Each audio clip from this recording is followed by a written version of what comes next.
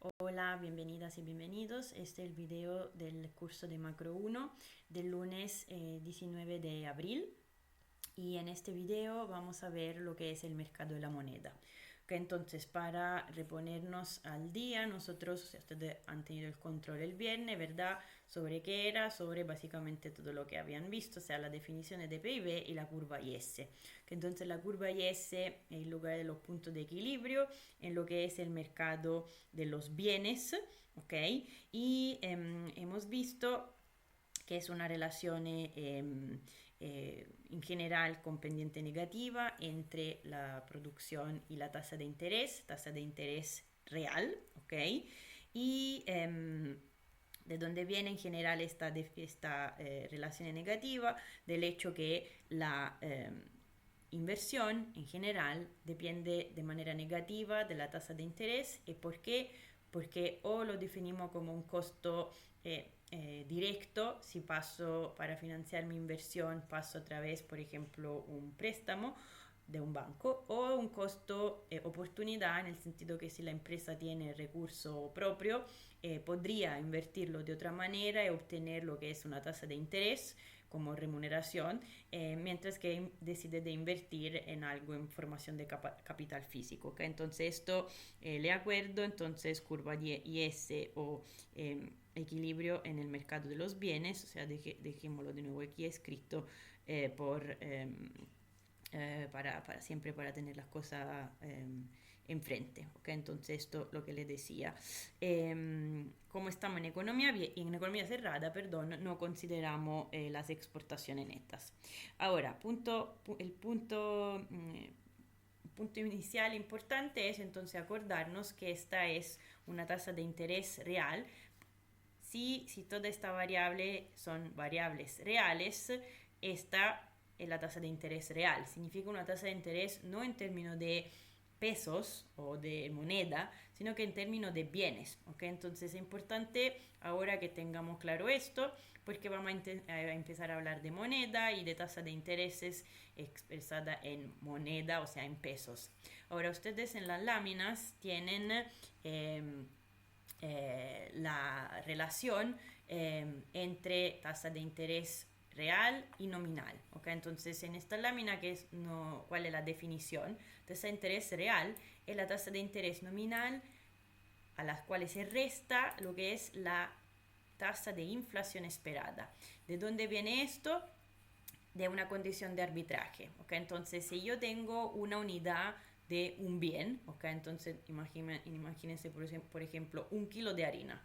Si yo no consumo este kilo de harina, sino que lo invierto en el mercado financiero, o sea, como si fuera posible decir, ok, yo invierto en el mercado financiero este kilo de harina, ¿cuánto kilo de harina voy a tener mañana? ¿Ok?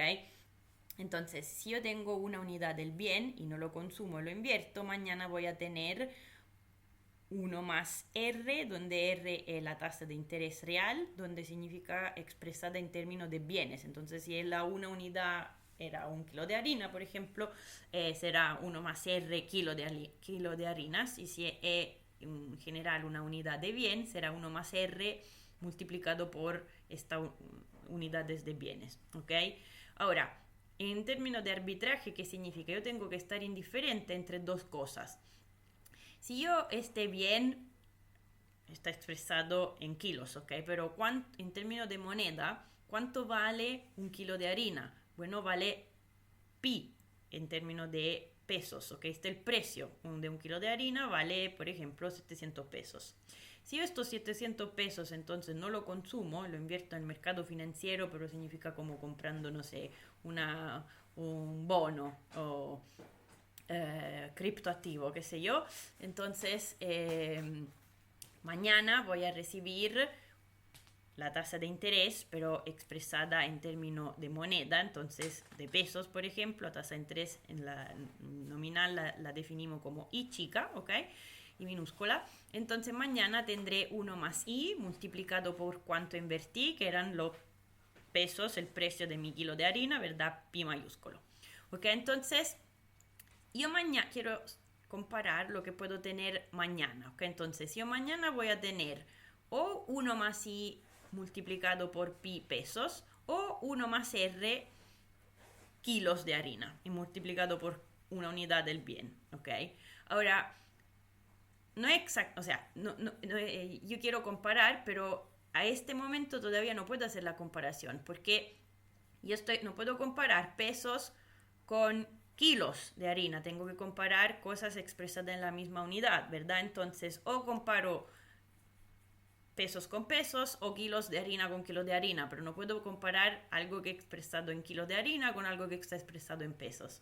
Entonces, ¿cómo hago yo para pasar de esta cantidad de moneda a kilo de harinas? Bueno, mañana yo voy a tener que comprar, entonces voy a tener estos pesos en el bolsillo. Si quiero comprar harina, tengo que saber, o sea, tengo que tomar en cuenta que mañana la harina va a valer, podría tener otro precio, y este precio que va a tener mañana lo llamamos pi, P se dice P, esta E chica significa esperado, ¿ok? Entonces, si yo tengo 800 pesos, imagínense, ¿cuánto kilo de harina puedo comprar? Bueno, 800 diviso el precio que voy a tener que pagar mañana. Entonces, esto en este recuadro azul, con esto que está aquí abajo, está expresado todo en kilos de harina o unidades de bienes, ¿ok? Entonces, esto lo puedo comparar. La condición de arbitraje me dice que yo tengo que estar indiferente entre hacer mi vida a través de pasar el mercado financiero, moneda, etcétera, o considerar la tasa de interés real, ¿ok? Entonces, si yo tengo que estar indiferente, estas dos cantidades en el recuadro azul tienen que ser iguales.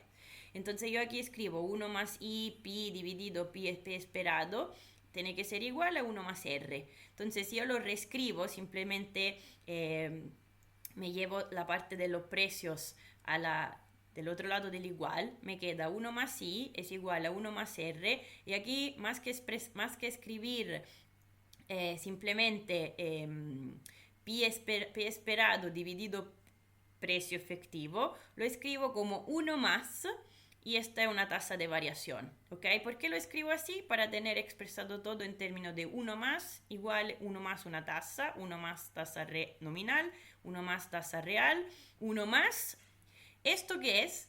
Es la tasa de variación del índice de precio.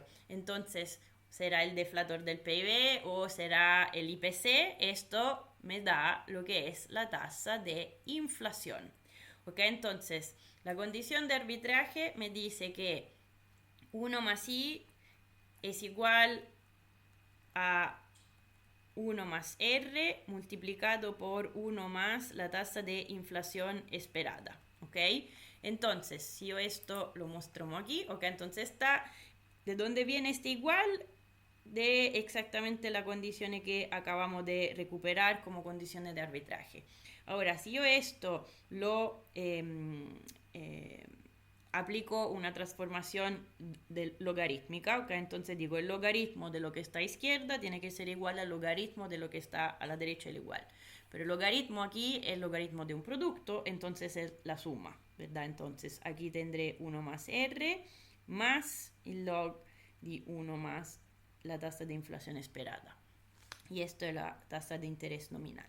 Ahora, puesto que estas son tasas, estamos hablando de cantidades chicas, tasa de interés nominal, no sé, 1%, 2%, 3%, lo que sea, tasa de inflación, mismo tipo de número, ¿ok? Entonces son algo tipo 0.000 algo, ¿verdad? Si el 1% será, qué sé yo, 0.1, si está la inflación al 2% será 0.2, por ejemplo, algo de este tipo. Entonces, si ustedes hacen la prueba, o sea, el log de 1 más, se aproxima muy bien con simplemente la tasa. ¿Okay? Hagan la prueba. Claramente esta prox no funciona si aquí ustedes tienen número a niveles de tasa de inflación venezolana o argentina y tasa de interés de estos países con alta inflación, ¿verdad? Que podría ser, no sé, hoy en día Argentina, también Turquía está así, Venezuela, por supuesto, pero aparte de estos casos, decimos en las situaciones normales, esto entonces se puede escribir así.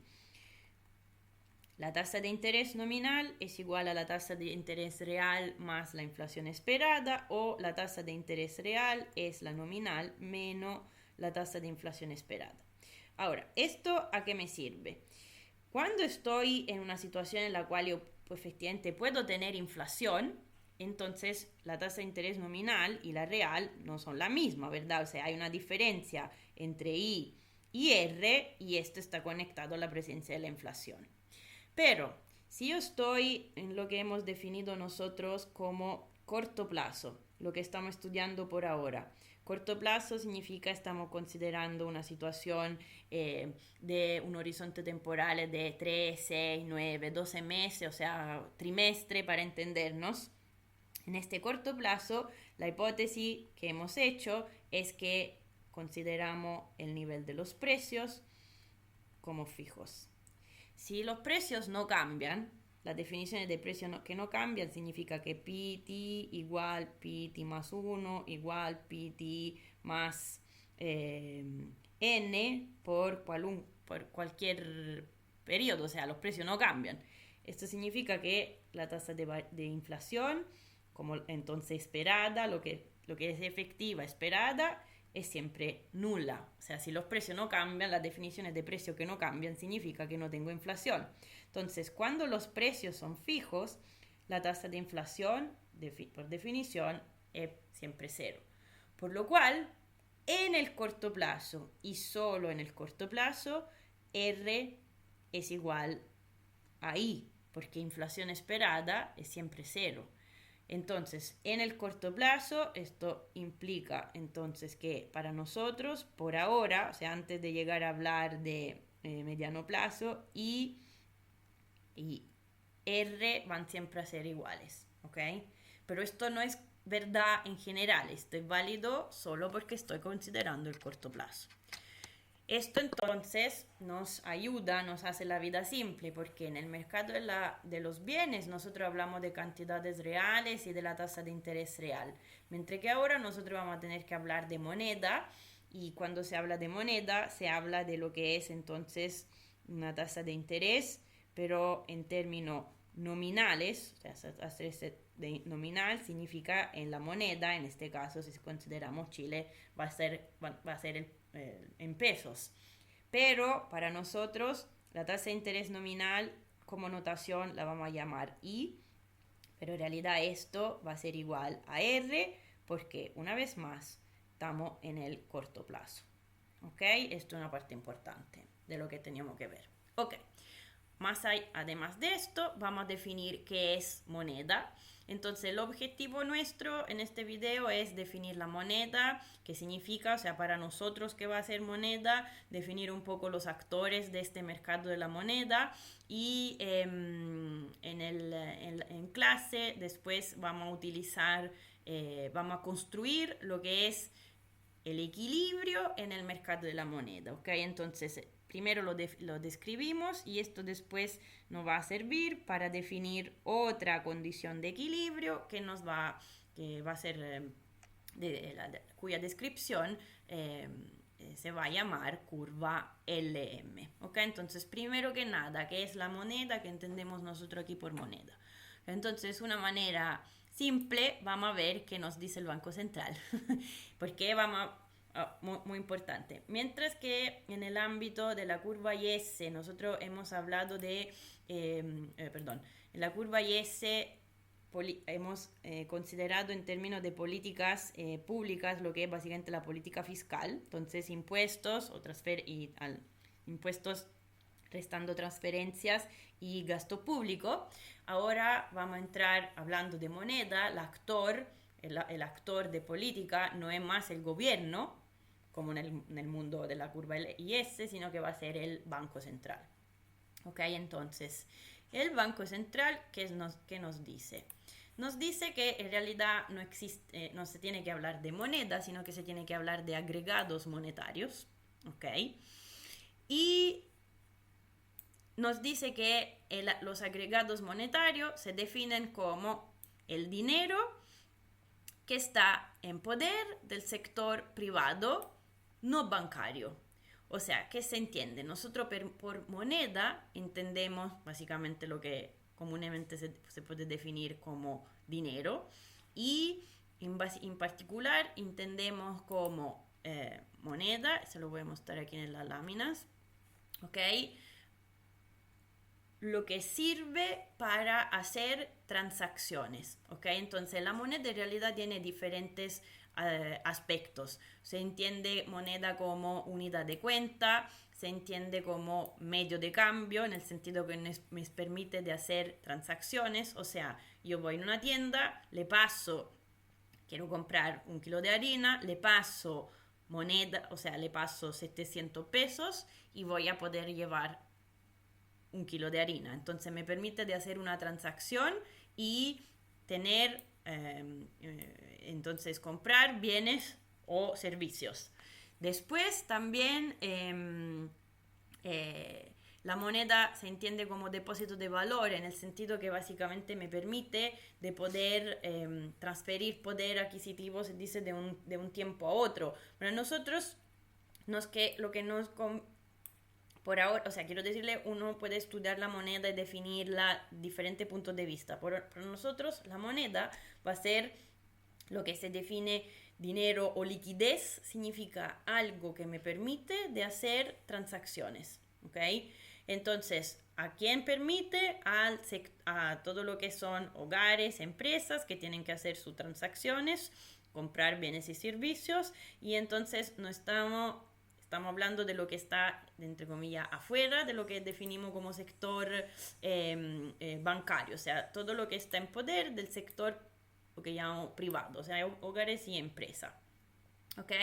Y además, aquí nos dice de nuevo, efectivamente está escrito aquí también, se entiende por dinero los activos que los agentes económicos están dispuestos a aceptar como medio de pago de bienes y servicios o como reembolso de deuda. O sea, significa que yo podría, por ejemplo, tener otro activo, que sé yo, un bono del gobierno de Chile, ¿ok? Lo tengo en mi, o sea, yo en mi banco tengo un depósito de cuenta corriente y también tengo una serie de activos financieros, por ejemplo, bono del gobierno de Chile. El problema es que yo no puedo ir a una tienda y decirle, le pago con un porcentaje, qué sé yo, con el 0.01% de cuánto yo tengo del bono del gobierno de Chile. Simplemente la persona en la tienda me dice, hasta luego, usted no está muy bien, ¿ok? Mientras que, ¿qué va a aceptar la persona en la tienda? ¿Qué tiene que aceptar? Por ley, me tiene que aceptar si yo le doy un billete de 5.000, 10.000, 20.000 pesos, o va a aceptar si yo le hago una transferencia electrónica, puede ser de mi cuenta corriente a la suya, ¿ok?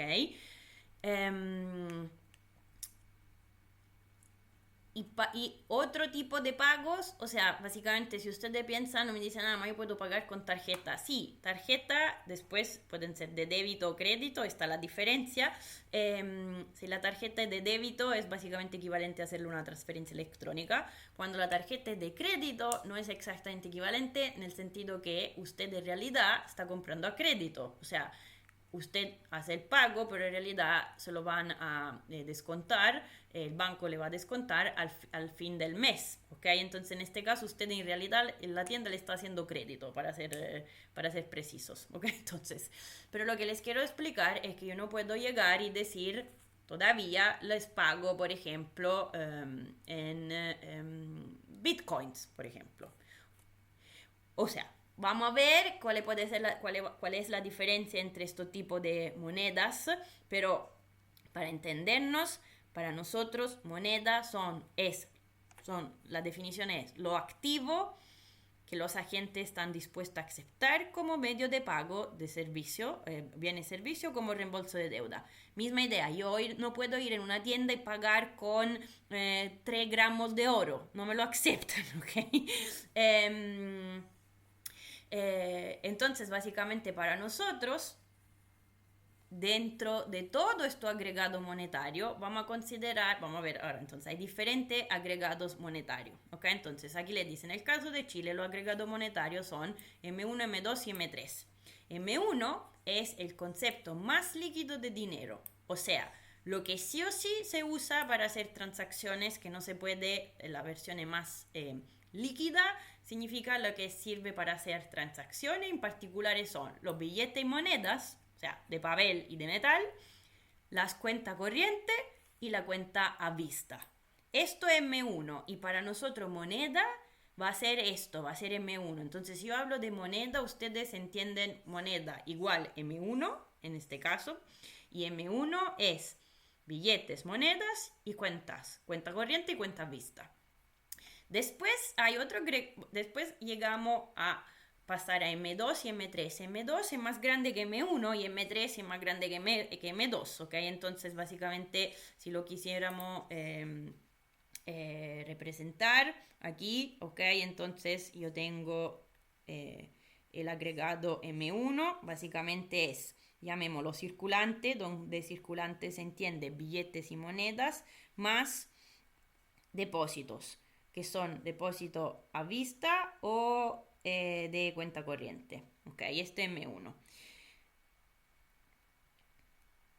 Este es mi M1. Después yo voy a tener M2, ok, y M2 incluye M1, pero también hay algo que no está en M1. ¿Y cuál es la diferencia entre M1 y M2? Que estamos empezando a considerar los depósitos a plazo. Depósito a plazo significa, por ejemplo, con su banco usted tiene un depósito a plazo,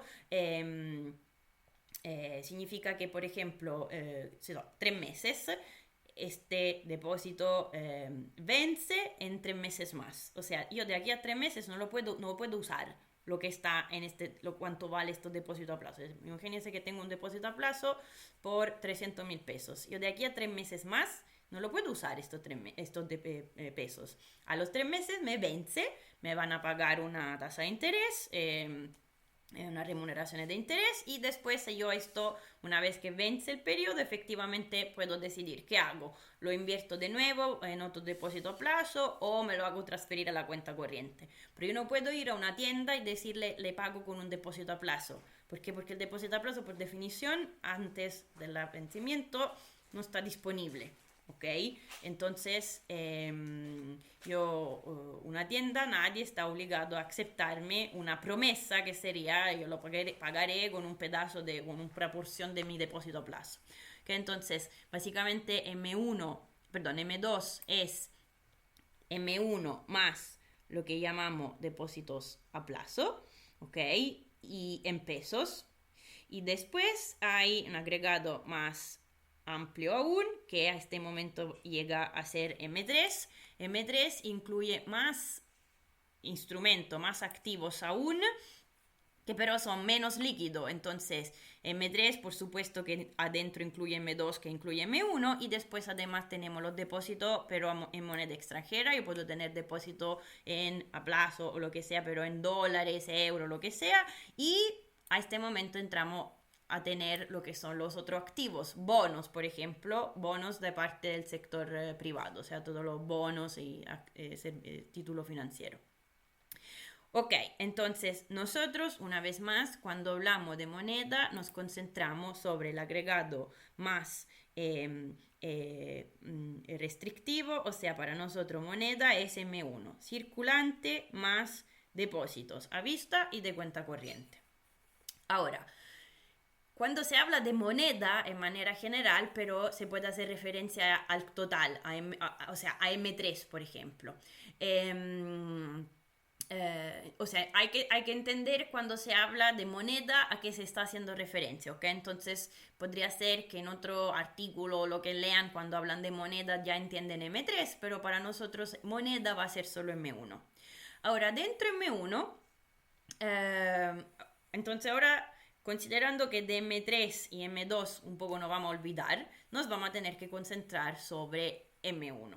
¿Ok? Entonces, M1 hemos dicho que es circulante más depósitos a vista. Ahora, el circulante significa billete y monedas.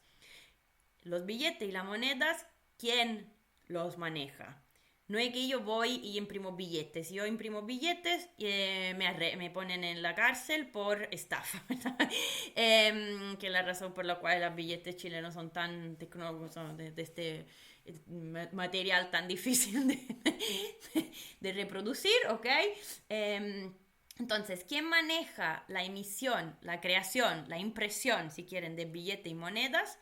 Lo maneja directamente el Banco Central, ¿ok? Entonces, ¿quién se ocupa de esto? Es el Banco Central. Mientras que los depósitos, ¿quién, entre comillas, puede crear también en moneda a través, cómo funciona el sistema financiero, en particular los bancos, o sea, otorgando préstamo, ¿ok? Entonces, ¿quién puede crear también moneda? Van a ser los bancos comerciales. ¿Ok? Entonces, ahora tenemos que entender esto. Esto es nuestro objetivo de hoy. Pero la primera pregunta podría ser, ok, dentro de M1 hemos dicho que hay circulante y depósitos a vista y de cuenta corriente, pero ¿cuánto es? ¿Cuánto es la proporción? ¿Ok? Entonces, ¿hay más de esto o de otro? Entonces, siempre aquí en el Banco Central, aquí tienen M1, ¿ok? Un gráfico con M1 y sus componentes en promedio en miles de millones de pesos, ¿ok? Entonces, ¿cuáles son estas componentes? Tenemos el verde, circulante, billetes y monedas, los depósitos, distinguido por depósito en cuenta corriente y depósito a vista. Entonces se dan cuenta que del total, el circulante es una parte muy chica. O sea, el grueso aquí son los depósitos. El circulante es una parte, o sea, como ven, el total aquí es 68 mil, perdón, 68, 577, ¿verdad? Y solo 607 aquí son 12.607 mil millones sobre 68 1.577 es la proporción que es del circulante sobre el total de M1. ¿Ok? Entonces le quiero decir, la proporción mayor es de depósitos. Entonces, en realidad, decimos que alrededor, o sea, en general se va entre un 15 y un 20% que podrían ser billetes, o sea, circulantes. En este caso, un 18% para entendernos, y en la lámina a un cierto momento le puse una tabla sacada del de Gregorio, ¿verdad? Aquí le muestra proporción, que es un promedio, en proporción al, bueno, esto en proporción al PIB, pero para darnos una idea, M1, entonces, el agregado M1 en total vale, en términos en proporción al PIB, estamos alrededor del 15%. Después, lo que yo le estaba mostrando aquí, entonces para tener un orden de magnitud que son estos 68 mil, miles de millones, etc. ¿Okay? Entonces, después, adentro del M1, la componente más importante, o sea, el 80%, por ejemplo, más del 80% en Chile son depósitos y solo un 18% es la barrita verde, que es el circulante, que hemos dicho que es la parte que maneja directamente el Banco Central. ¿Ok? Entonces, uno se puede preguntar de dónde vienen estos depósitos. Ok, entonces, para llegar a ver de dónde vienen estos depósitos, tenemos que entender y aprender un poco básicamente que entra en el balance del Banco Central. Y lo que entra en el balance del balance de los bancos comerciales. Ok, entonces, si aquí dividimos la lámina en dos, aquí voy a tener el Banco Central con activo y pasivos. Y aquí voy a tener un banco comercial en general. De nuevo, aquí veamos lo activo y los pasivos. si estoy hablando entonces del Banco Central, hemos dicho que el Banco Central básicamente emite, o sea, a través de la... o sea, emite, hace imprimir, decimos, lo que son el circulante, o sea, básicamente billetes y monedas. Ahora, la historia de la moneda es bien interesante, o sea, la idea, el antes la moneda, los billetes, papel, estaban respaldados por metales preciosos, o sea, oro y plata.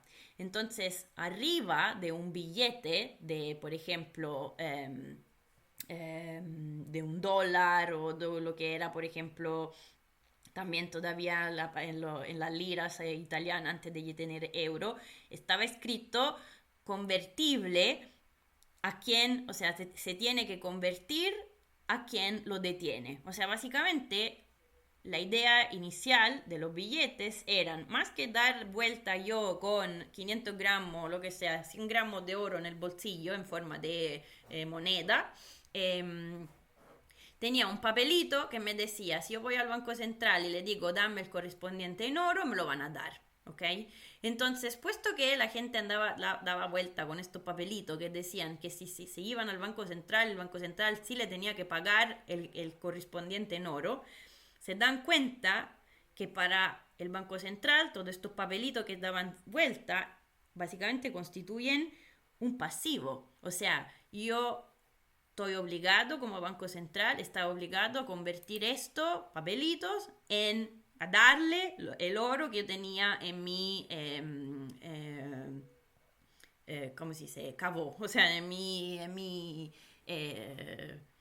no sé cómo se dice en castellano, pero entienden la idea, ¿ok? Entonces, básicamente, hoy en día no es más así. Hoy se habla de fiat money, o sea, de moneda de fiducia, de confianza, ¿ok? Entonces, cuando se habla de moneda fiat, se entiende que no es que detrás haya oro o plata o lo que sea, ¿ok? Pero el concepto, el origen es la misma. Entonces, el circulante, que significa monedas y billetes, para el Banco Central son un ítem que entra en su pasivo. El otro ítem de pasivo que nosotros estudiamos, que nos sirve aquí para entender cómo funciona la situación, es el siguiente. O sea, el Banco Central tiene un balance mucho más complejo, pero para nosotros va a estar suficiente decir que todo lo que es el circulante es algo que entra en su pasivo. Y también lo que pasa es que todos los bancos comerciales tienen que tener una cuenta a su nombre en el Banco Central. O sea, yo, Alessandra, no puedo tener una cuenta en el Banco Central. Ni pueden ustedes, ni puede una empresa cualquiera. O sea, en el Banco Central quien tienen cuentas son las instituciones financieras, en particular los bancos. Entonces, los bancos necesitan tener en estas cuentas, en el Banco Central, un cierto monto. Unos ciertos montos que depende de la regulación. O sea, básicamente es un monto conectado a la regulación financiera que sirve para establecer el sistema y para que el sistema funcione. Entonces, no es que los bancos comerciales tengan toda su plata en la cuenta del Banco Central, por supuesto que no, pero tienen una proporción. Esta proporción se llama encaje.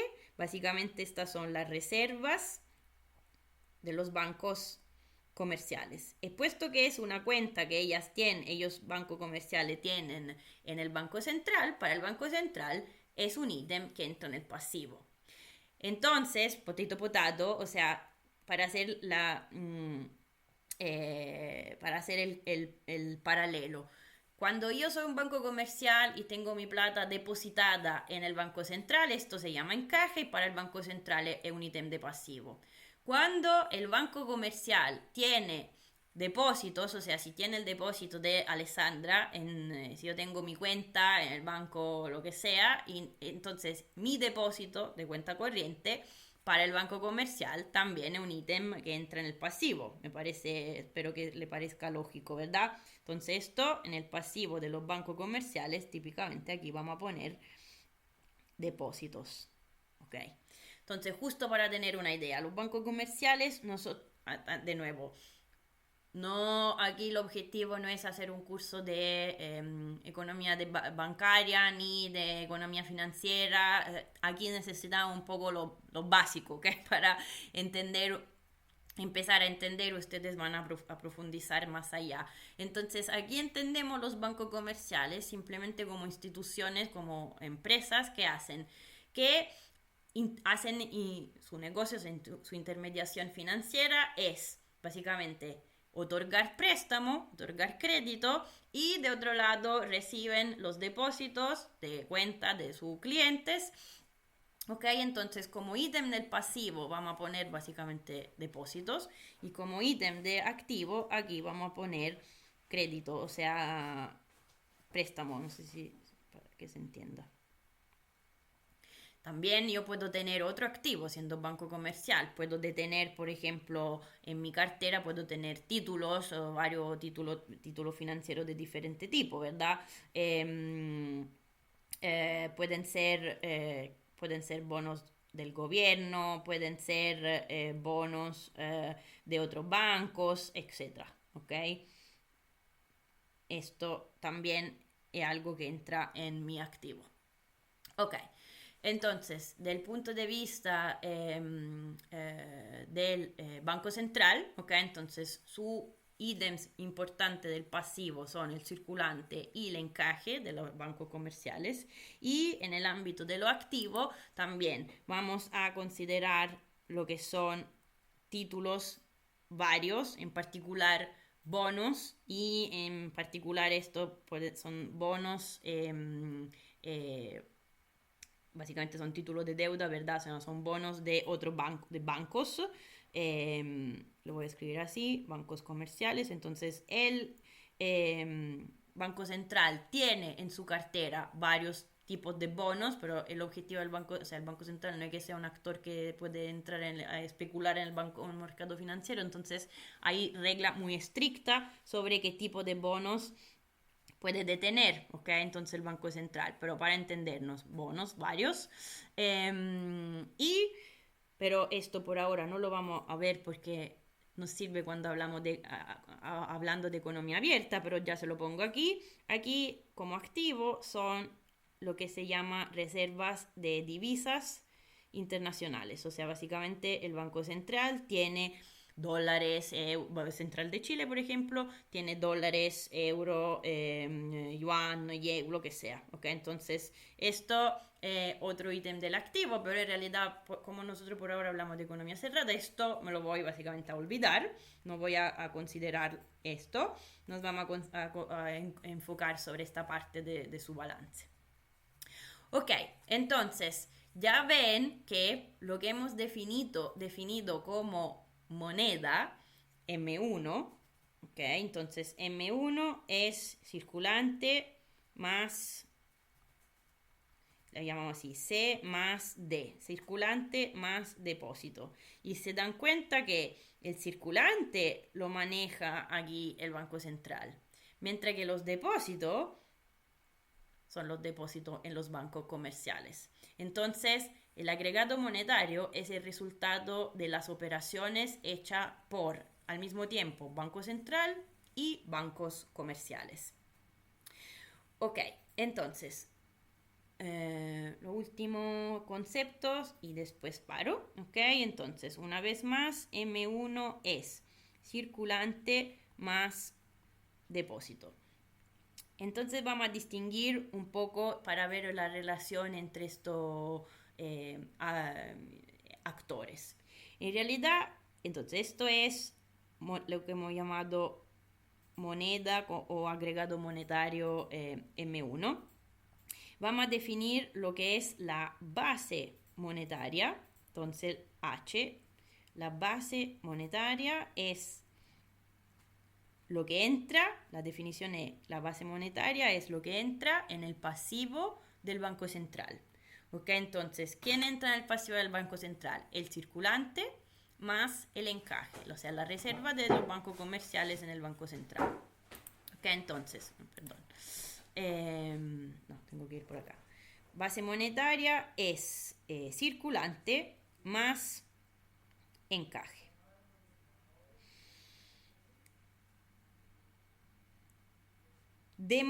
Vamos a dar entonces una expresión, o sea, como una descripción como muy simplificada, ¿ok? Pero solamente para que tengan una idea. Hay una decimos en general, podemos considerar que hay una relación entre circulante y depósitos. O sea, si por ejemplo a mí me pagan mi sueldo directamente en mi cuenta corriente, entonces, ¿cuánto voy a tener yo de cash? O sea, ¿cuánto voy a retirar al distribuidor automático?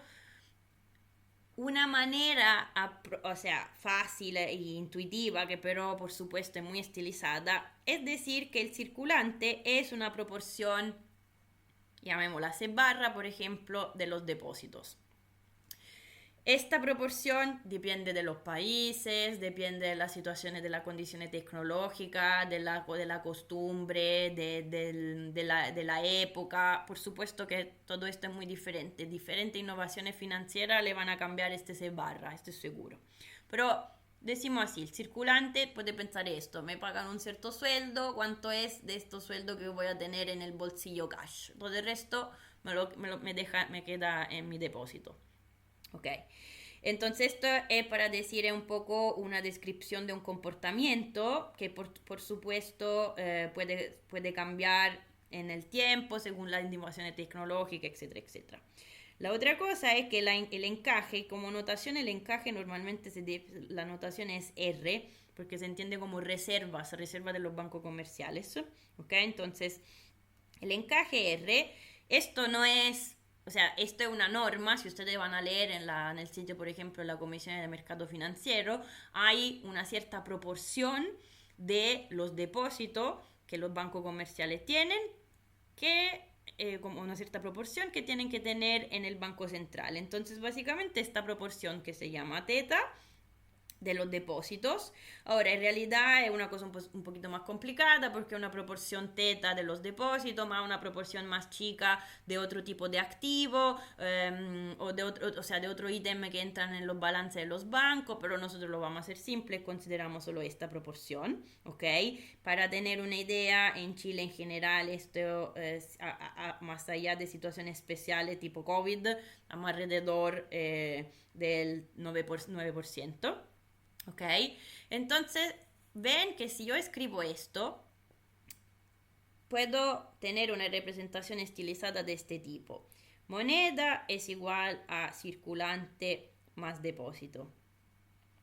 Pero en realidad esto, y H es igual a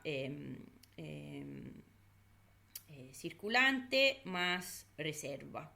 Esto significa que en realidad yo puedo escribir M como circulante, pero circulante es una proporción C barra de los depósitos más los depósitos, o sea, 1 más C barra depósito. H es circulante, de nuevo C barra depósito, más reserva. Reserva es otra proporción teta de los depósitos, o sea, teta más C barra depósito. Entonces, necesitaba más espacio yo, bueno, lo voy a reescribir así, ok, entonces moneda es circulante, o sea, C barra depósito más reserva, más circulante más depósito, esto es MM1, H es circulante, entonces C barra D más reservas, teta D. Ok, entonces esto es 1 más C barra depósito y este es teta más C barra depósito. Esto significa que yo puedo expresar M como 1 más C barra, más que escribir depósito, voy a utilizar lo que veo escrito aquí, o sea que H no es nada más que depósito dividido teta más C barra, ¿ok? Entonces,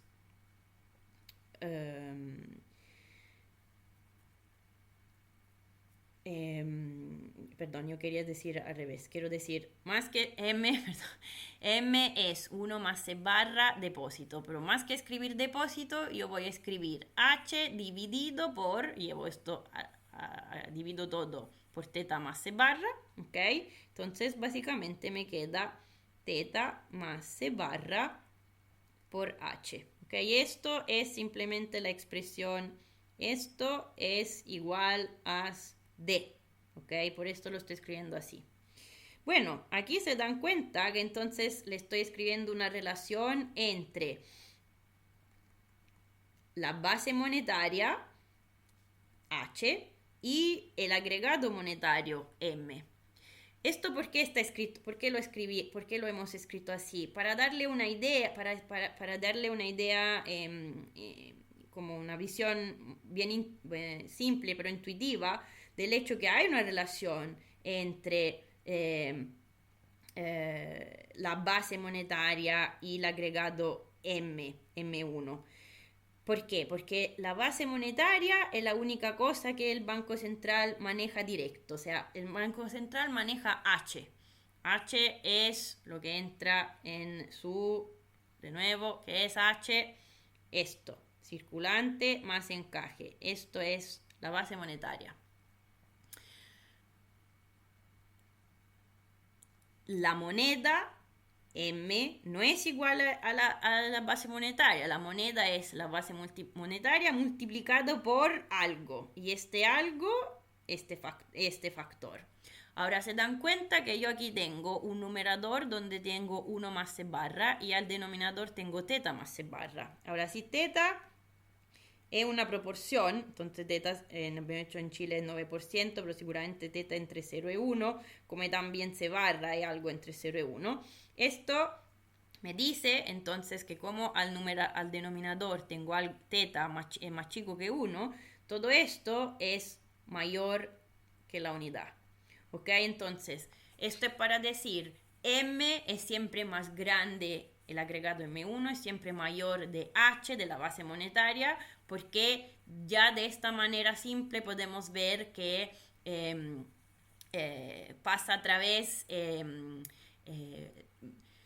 o sea, ¿por qué M es más grande que H? Porque H es la base monetaria, lo que maneja el Banco Central, pero dentro de M hay los depósitos. ¿Y quién maneja de dónde salen los depósitos? Son los bancos, los actores detrás de los depósitos son los bancos comerciales. Entonces, y ahora le voy a dejar voy a parar aquí, le voy a dejar el link de un video de una entrevista del banco que han hecho que hicieron en el Banco Central de ¿cómo se llama? A Inglaterra. Y después de esto vamos a hablar en clase. Pero la idea básica aquí es que quien crea los depósitos son los bancos comerciales, que crean depósitos básicamente otorgando los préstamos. Entonces yo voy al banco, pido un préstamo, me dicen, ok, le paso X millones que le sirven para su empresa, para su crédito al consumo, lo que sea. Lo que hacen es que me abren una cuenta y me ponen más, o sea, me ponen algo en esta cuenta, que es el equivalente de mi monto pedido en préstamo. Esto es creación de moneda. ¿Pero qué tipo de moneda? La moneda de los bancos, o sea, ¿quién está creando esta moneda? Los bancos comerciales. O sea, si entienden, para entender bien, o sea, la cosa importante es que ustedes tengan claro que el negocio de los bancos comerciales es otorgar préstamo, recibir, entonces cobrar por estos préstamos una cierta tasa de interés, también reciben depósitos, claramente tienen un mismatch, o sea, los depósitos que reciben sobre estos depósitos tienen un cierto costo de ¿cómo se llama? De operación, ¿ok? Los depósitos básicamente no pagan ninguna tasa de interés, ¿verdad? Y básicamente el banco no sabe cuándo yo puedo ir a retirar mi depósito para hacer, qué sé yo, me lo retiro por el cash o lo que lo uso para hacer otra cosa. Entonces no saben, básicamente la idea es que ustedes saben, o sea, no es que si usted tiene una cuenta en el banco comercial tiene su platita por allá parada, usan los recursos porque es su modelo de negocio. Compran, venden otros títulos financieros y sobre todo el negocio principal debería ser otorgar préstamo, ¿ok? Y entonces evaluar cuánto uno es y cobrar tasas de intereses para estos préstamos. Ok, entonces esto, bueno, yo aquí paro, pero una vez más le voy a enviar estos videos para lo que vean en inglés, pero le ponen los subtítulos por si acaso les sirve. Y entonces básicamente que hemos visto hasta ahora un poco lo que es la parte de descripción básica de los actores del mercado financiero para nosotros, o sea, mucho más complejo que esto, pero para nosotros aquí esto es suficiente. No hemos hablado básicamente de lo que es la oferta, si quieren, vamos a definirla mejor, pero hemos visto los actores que están detrás de la base monetaria, de la moneda en general, M1, hemos visto la parte del Banco Central, pero no hemos visto nada de demanda de moneda. Entonces la parte de la demanda de moneda la vamos a ver el miércoles y vamos a poner todo esto juntos. Le voy a subir las láminas, la parte decimos que estamos viendo de esto de las láminas y el link de estos videos que me interese que vean. Y también el miércoles, acuérdenme que hablemos de lo que son los criptoactivos, o sea, bitcoins y etcétera, etcétera. Y si podría existir, por ejemplo, una moneda digital, ¿ok? Como billetes, pero como si fueran bitcoins, pero no bitcoins porque el bitcoins lo emite, o sea, lo maneja otra, o sea, no el Banco Central, pero como un equivalente, entre comillas, pero manejado por el Banco Central, ¿ok? Entonces acuérdenme que de todo esto vamos a hablar. Ok, me despido, cuídense, nos vemos.